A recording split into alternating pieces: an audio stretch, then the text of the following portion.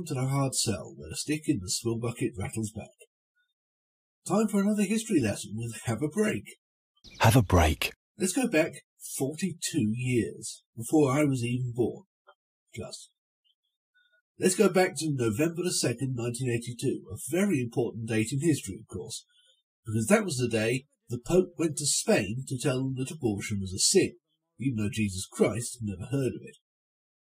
Also, Arthur Scargill was frustrated in one of his many attempts at getting the miners to strike, almost as if they knew it was a bad idea. Would have been better timed in November, mind. In fact, unrest and class turmoil is all over that day's News at 10, which is where the adverts are coming from. Technically from immediately beforehand, but still.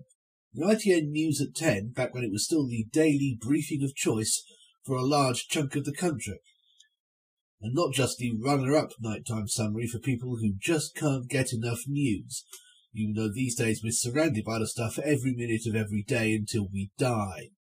No, back then the News at 10 still mattered, particularly to advertisers. It got ratings. It was a decent daily slot with plenty of eyeballs pointed at it, and more or less the last one of the day as well.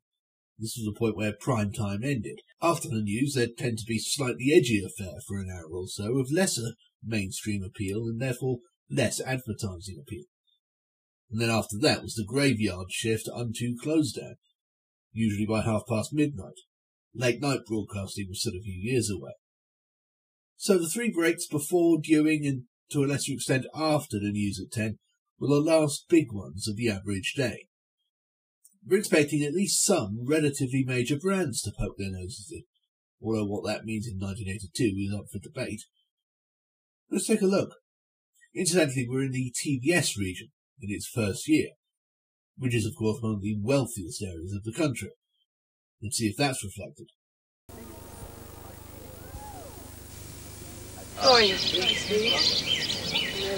Well, this certainly looks upper middle class enough, with the picnic spread under a huge tree on what looks like the family estate. But it's actually just a metaphor for your mouth. No, really. Let John Shrapnel elucidate.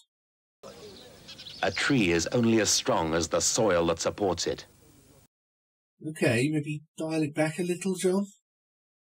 It wasn't this serious about sailors potentially blowing themselves up. Take care.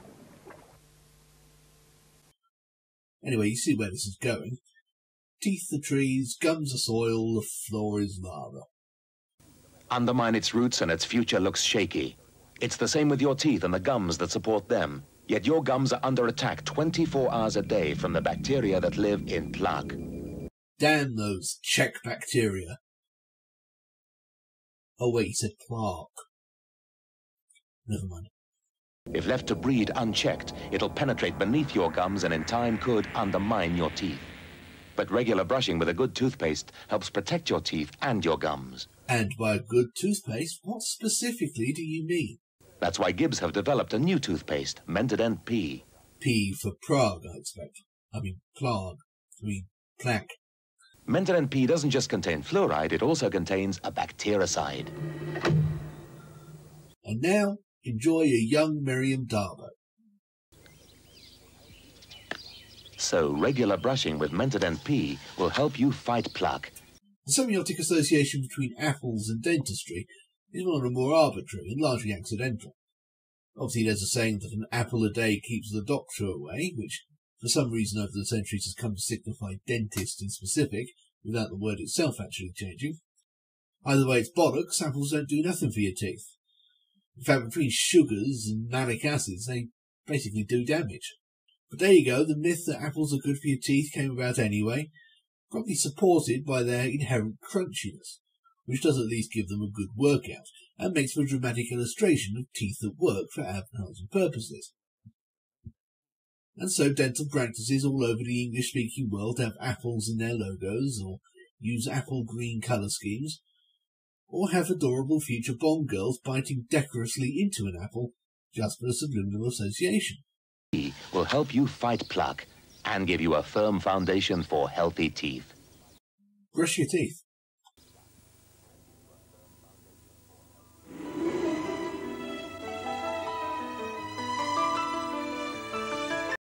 Well, this is well aimed.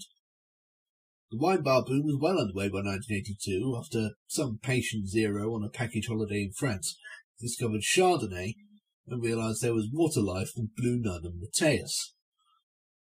Pretty soon, places full of round tables and faux wickerwork seats, with David Gentleman paintings on the walls and dense foliage above signs reading things like Champers or La Gaffe, were opening up in Soho and Hampstead and soon spread to the upper reaches of the TBS region. This isn't that. This is just Tesco.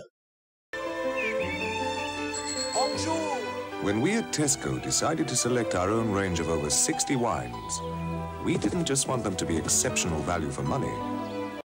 Given the product, they're at pains to look as classy as possible, and to that end they've hired Rocky Morton and Annabelle Jankel, the then husband and wife team who would go on to be behind some of the 80s most innovative animation filmmaking, create Max Headroom, and of course bring their careers to the most screeching halt imaginable.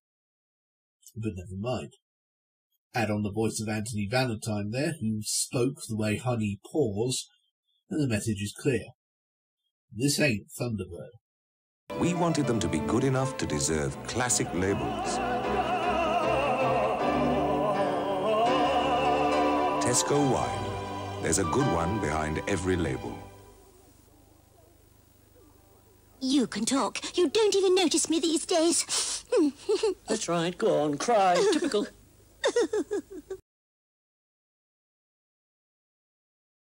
You know, I hear a lot that adverts have become really weird these days. And that's not untrue.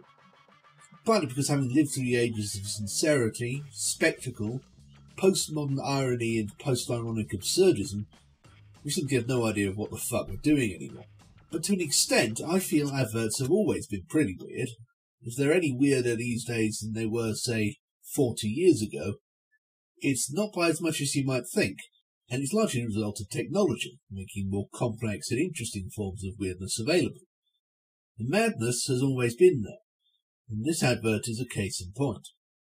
It all comes back to that first shot.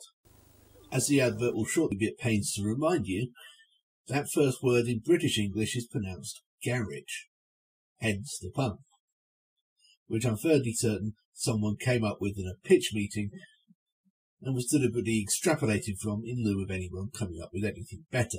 Look, when did you last buy her a decent oil? Yes. And when did you have the sense to ask? At the Garage Guidance Council, we're now recommending new BP Visco 2000. You won't find a multigrade to do a better protection job. As a reminder, other engine oil adverts looked like this at the time. What can cool, can smooth, can perform, can give maximum protection at all times. This can.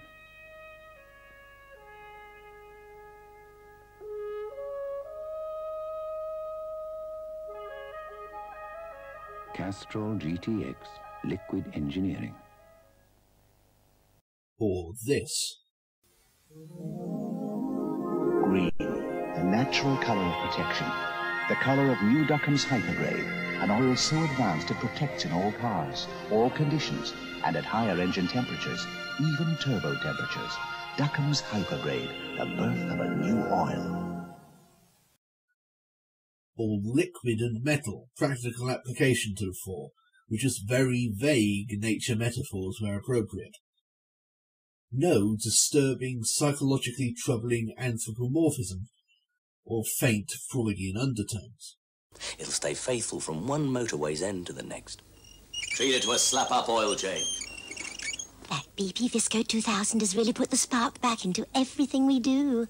All right, we get it. It's for men who fuck their cars. Shouldn't we be advertising this late at night on the Fantasy Channel or something, not primetime ITV? Didn't put a dent in my wallet either. New BP Visco 2000, as recommended by the Garage Guidance Council. Would you recommend reclining seats now? Don't push it. What's that, Fred? Morris dancing. Oh. Which one's Morris? Just shut up and drink and maybe they'll go away. Paul Hogan's usually funnier than this, but This advert clearly isn't worth that kind of effort. A weak 10-second gag for an even weaker lager. Foster's may have advertised itself as the Australian for lager, and still do occasionally, but that has always been famously one of the more outright bollocks claims in advertising, which is an impressive feat. The actual most popular beer in Australia depends which state you're in. But whether you're a top-ender, a West Aussie sandgroper, or even bored out your mind in the ACT, you've almost certainly never even heard of Foster's because it's barely even sold over there, because it sucks, and it's brewed in Bedfordshire. They did manage to get in on the ground floor as far as Australia inexplicably becoming trendy over the following decade there. You've got to give them that. The world of Sharp. The world of Sharp is a water world, apparently, with no land masses. Actually, we'll come back to that motif at the end. Sharp is, of course, the electronics manufacturer, who I seem to remember mentioning a few episodes back as seeming to have a good British name, but actually being Japanese all along. The name came from one of their first products, the oh-so-extremely sharp mechanical pencil. So in 1982, along with all the other Japanese technology companies, they basically rule the known universe. And to prove it, have just initiated one of the earliest shirt sponsorships in British football history, specifically with Manchester United. Admittedly not at their peak at the time, but it was actually pretty good timing. They won the Cup that season, and the Sharp name would be on the shirts for another 18 years, which included arguably the greatest in the club's history, from when their legend was built to their actual peak in 1999 when they won the treble. At this point, however, it's just impressive, not to say slightly unusual and even faintly controversial, that they were on the shirt at all. It wasn't unknown. The very first such in England was Coventry City, who ran around sporting the Talbot logo from 1978. But it was still considered rather vulgar and un-British, and particularly frowned upon in the Cup, unfortunately for Sharp. Once the money started rolling in, of course, opinions changed, and people started to be won over. And within 5 years of this advert, everyone in the league had a shirt sponsor, even Hereford United. So anyway, Sharp and their fantastic electronics have forged a link with one of the biggest football teams in the country, and that means they've got one of their players as spokesman. Specifically the goalkeeper, Mr. Gary Bailey, a man of strange and unknowable powers. Suppose you could turn a record over. Just like that, at the touch of a button. Don't do that. Well, now you can with this new Sharp VZ music machine. Yo, I've never seen a spokesman with a delivery so stilted that it actually makes him sound Dutch. No, I'm only kidding. He's South African. Well, he was born in Ipswich and he played for England, but he was raised in Johannesburg. He's lived most of his life there, and he's always seemed to have a greater affinity to South Africa. He even helped them get the World Cup in 2010. He probably would have played for them instead of England if they were allowed to have a team in the 80s. Anyway, he's a very good goalkeeper, and honestly I've seen worse footballer salesmen as well. Go on, Gary, give us a spiel. We call it the most astonishing music machine ever created. Well, you would. You're trying to sell it to me. Dolby cassette, stereo radio, and this incredible vertical turntable. Wow, it's vertical. Genuinely impressive. Now, really, it was in 1982. But we didn't have one. And it has 2 needles, you see, one at one end and one at the other, so you don't even have to turn it around. Look. A vertical turntable that can actually play both sides of a record without turning it over. This is how we used to have to listen to music, kids. The Sharp VZ range of music machines, including portables.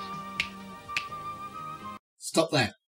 If it learns any more tricks, we're going to put it in the team.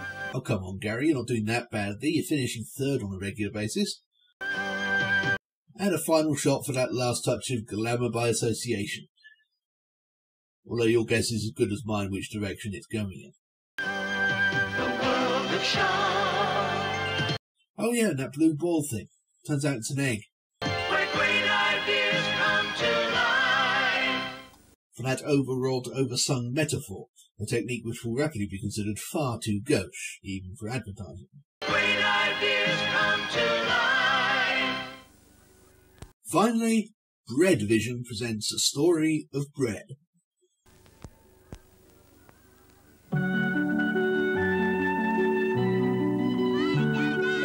says it's peaceful down on a farm hasn't met my two. Because I'm totally rural, and you can tell by my accent. Do you know, they asked me the other day if you could eat the wheat germ. So I gave the little idiots a slap and told them to go back to the milking. It's heart of the wheat, I said, the life. What do you think makes your Vitby wheat germ taste so good? That stopped them. They thought that one out all through lunch. Are we sending our wheat germ to Vitby, Dad? They asked. The rate you eat it, I said, they're going to need all they can get. This has been another edition of Shit That Didn't Happen. Just because kids live on a farm doesn't mean they're automatically interested in bread. In fact, they should be sick to the back teeth of the pox and stuff. Our surprisingly well-coiffured farmer should count himself lucky video games aren't really a thing yet. Vitby wheat germ, and now Vitby high bran and Vitby malted wheat too. So yes, Vitby. Not the catchiest name for a loaf of bread, but there you are. Named, it's assumed, in honour of the high vitamin B content, because they just discovered it in the early 20th century when the bread was launched, so it made for an interesting USP. Not so much by 1982, and Allied mills eventually stopped bothering altogether by the mid-90s. There was one more roll of the dice circa 1990, however, with a uniquely off-putting jingle, highly contrived and irritating slogan pun, desperate attempts at sex appeal, and surprisingly, both Mitchell brothers, shortly before they moved to Walford. Oh, and Chris Tarrant. What makes a great lunch for 11s?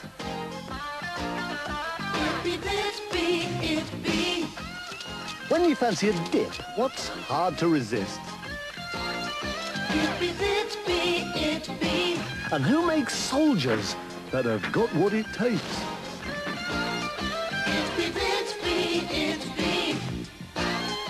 For a light, tasty, high-bran loaf... Not really surprising that you can't get it anymore, is it? Vitby wheat germ, and now Vitby high bran and Vitby malted wheat too. The slice of life.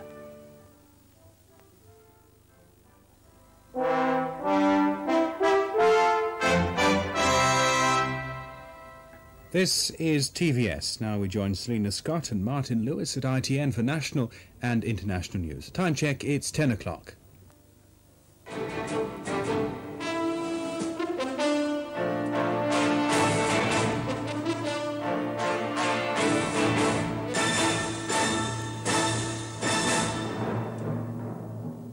And now on TVS, the news at 10, with Martin Lewis and Selena Scott.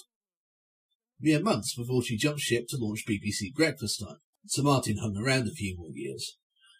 He invented and finally, well, he says he did. Why bother arguing? Henry News is the usual industrial and social unrest of Thatcher's first term, because surprisingly winning the Falklands War didn't make that go away overnight. Oh yeah, and there's this other channel that just started up 6 hours ago or something. It's supposed to be good for you. I'd like to remind the patron, Griff Lane, that when he suggested this break, the additional challenge was not to mention its name, nor its mere existence. So right now you could be watching a gritty and rather depressing TV movie with Ian McKellen as a man with severe learning disabilities, followed by the comic strip absolutely reaming Enid Blyton's famous Five, and the new station very much starts as it means to go on, but ultimately does not.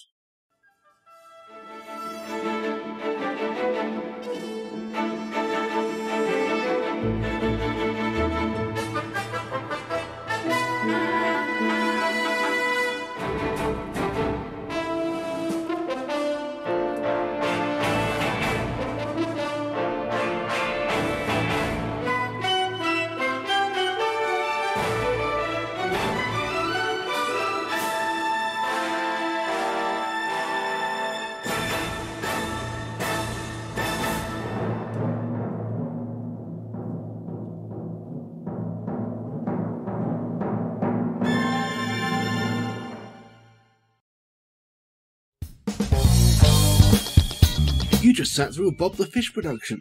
Nice! If you haven't already, you absolutely must check out bobthefish.org.uk. Literally hundreds more videos not unlike that one, adding up to days worth of entertainment and all absolutely free. But if you're not a cold-hearted skinflint, you can always support us on Patreon. For as little as anything at all, you can make programs like the one you just watched possible in the first place, and become eligible for bonus material such as glimpses of the book I'm writing about the BBC, monthly riffings on random commercial breaks, the complete archives of the angry political satire magazine Two Sons, and even the odd very occasional bonus video essay unavailable anywhere else. If nothing else, you should prevent me from starving and or freezing to death in the foreseeable future, so that'll be nice. No pressure or anything. You make it what it is.